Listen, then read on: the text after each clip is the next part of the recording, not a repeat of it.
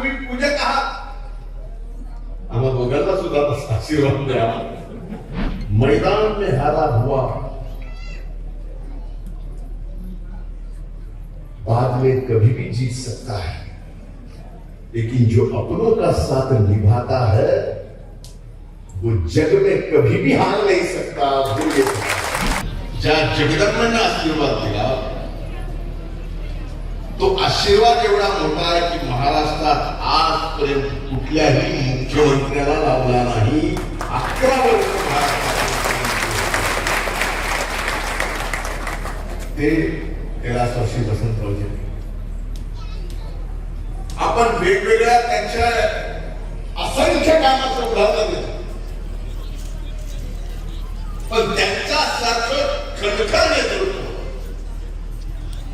या उभ्या महाराष्ट्राला नाही तर देशाने सुद्धा पाहिलं नाही। कारण त्या 11 वर्षाच्या त्या दुष्काळाला सामोरं कसं जायचं, माणसं जगवायची कशी, महाराष्ट्राचा मायबाप जनतेचं पोट भरायचं कसं, हे आव्हान वसंतराव नाईक साहेबांच्या समोर 72 ला 1900 होतं, 1972 पण ते आव्हान केलं। एकाही माणसाला त्या दुष्काळात उपाशी राहू दिलं नाही। उपाशी राहू द्यायचं तर सोडाच,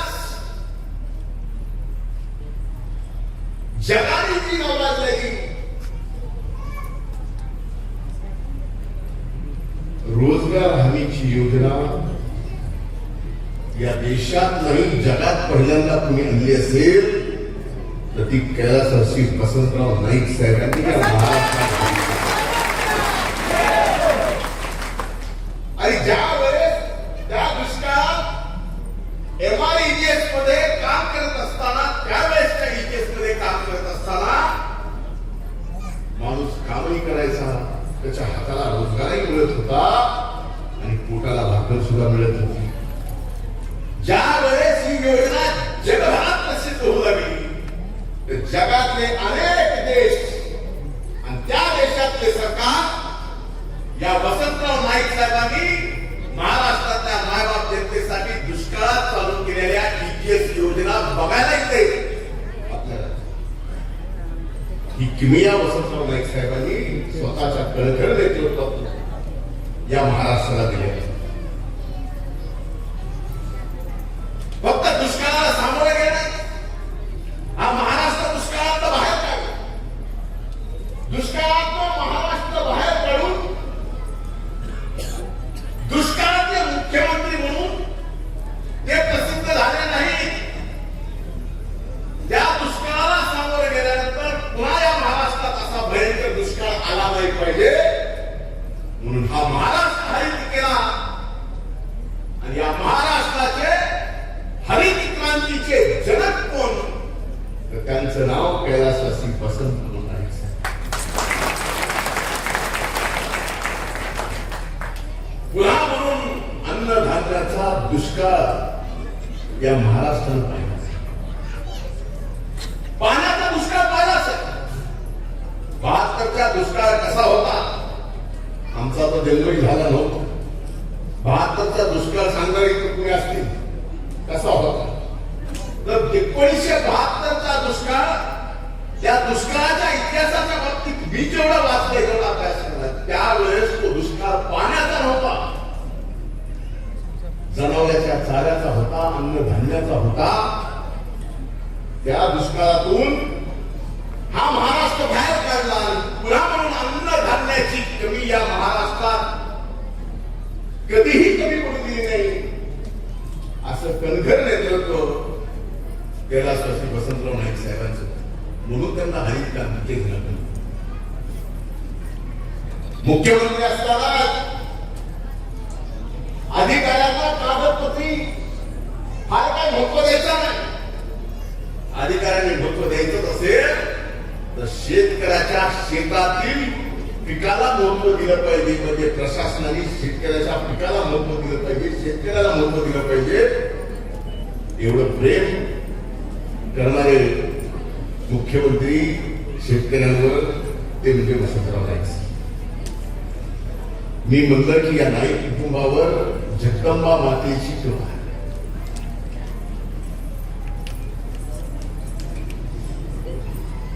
घरातले वसंतराव नाईक साहेबांनंतर स्वर्गीय सुधाकरराव नाईक साहेबांना सुद्धा महाराष्ट्राचे मुख्यमंत्री होता आलं. या कुटुंबावर जगदंबेचे आशीर्वाद आहेत हे तर आता तुम्हाला पटलं का नाही?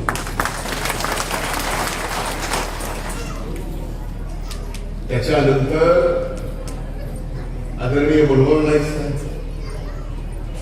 आणि आता स्वर्गीय अजितदादांनी माझे जीवलग मित्र इंद्रनील नाईक साहेबांना या ठिकाणी महाराष्ट्रात मंत्री केले. म्हणजे किती नशीबवान घराणा आहे. बाबूसिंग महाराज, आम्ही किती नशीबवान दोघं आहोत आम्हाला माहिती, पण हे घराणं किती मोठं आहे. हा जो जगदंबेचा आशीर्वाद आहे. आज तुम्ही पूजक आहात, आम्हा दोघांना सुद्धा आशीर्वाद द्या.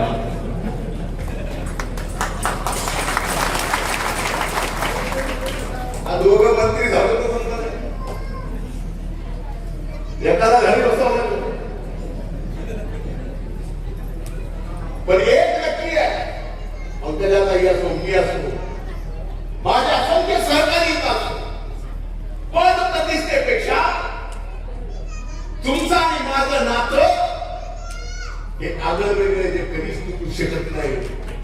पद येतील जातील,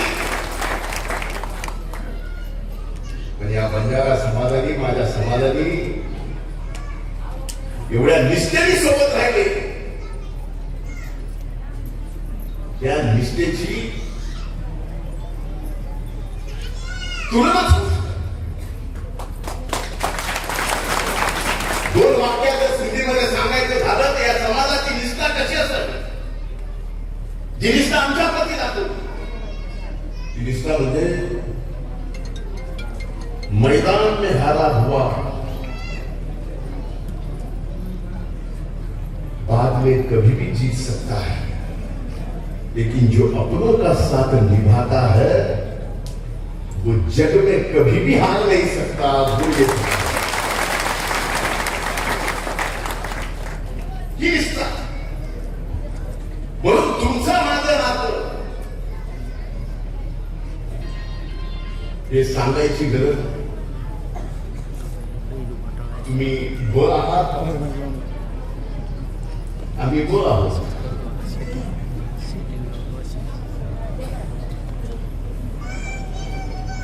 आता याच्या पलीकडे मोहिनी ताईंनी सांगितलं, गुजरात, कर्नाटक, तेलंगणा, महाराष्ट्र, तसं बंजारा समाजाचं, तसं बंजारा समाजाचं इथं एनटीडी, तेलंगणा एसटी ही परिस्थिती.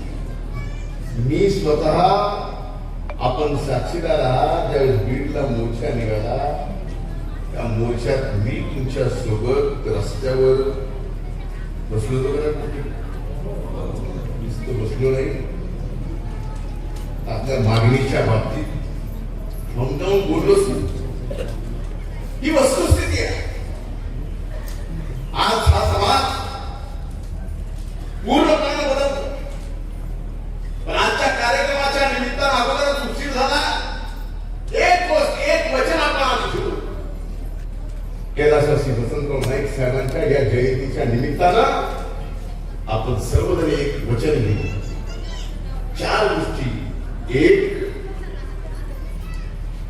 आपले प्रत्येक तंडे हे व्यसनमुक्त करण्याचं पहिलं वचन घ्यायचं.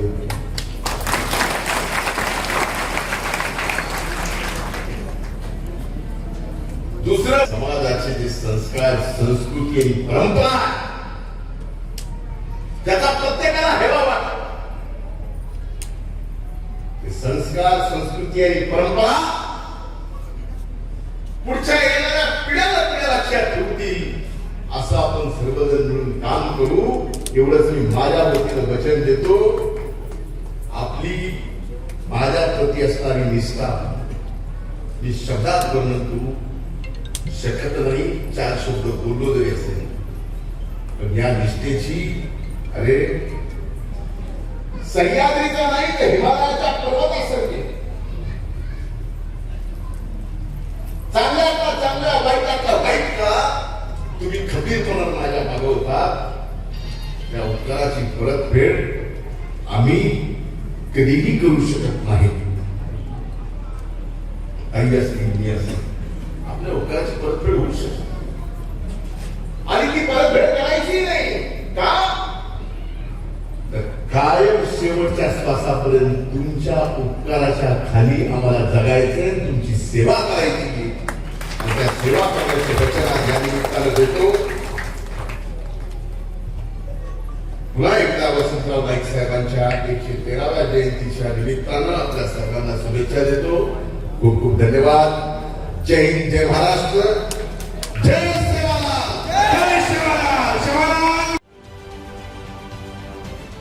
महाराष्ट्रातील सर्व बातम्यांचे विश्वासार्ह व्यासपीठ.